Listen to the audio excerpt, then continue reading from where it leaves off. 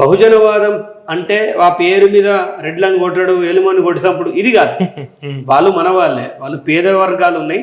దాంట్లో ఇవాళ బీసీవై పార్టీలో బహుజనులే కాదు, ఎవరైతే రెడ్డి కులస్తులు ఉన్నారో మేము పోటీ చేస్తామంటే వాళ్ళకి స్వాగతం పలుకుతాం మేము. ఓకే, ఒక ఇల్లు అన్నప్పుడు రకరకాల వ్యక్తులు ఉంటారు, ఉండాలి కూడా అందరు ఉంటేనే బాగుంటుంది.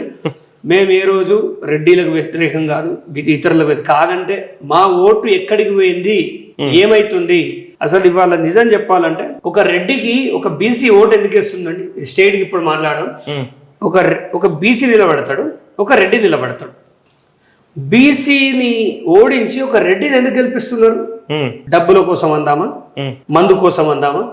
మరి ఈ రెండు తీసుకొని 50% వ్యవస్థ ఉంటుంది. మరి వాళ్ళు కూడా అటువైపు ఎందుకు మొగ్గు చూపుతున్నారంటే, ఫస్ట్ బీసీలు ఈ 1968 యుద్ధం చేసినాం, మేము పోరాటాలు చేసినాం, ఇంతింత లెక్చర్ పుస్తకాలు పెట్టుకొని నన్ను ఇప్పుడు అరెస్ట్ చేసారు, మా తాత ఎందుకు కాయ కాసింది అని చూపించడం కాదు. నేను చెప్తా వినండి, ఇవాళ బీసీలకు కనువిప్పు జరిగేలాగా చెప్తా.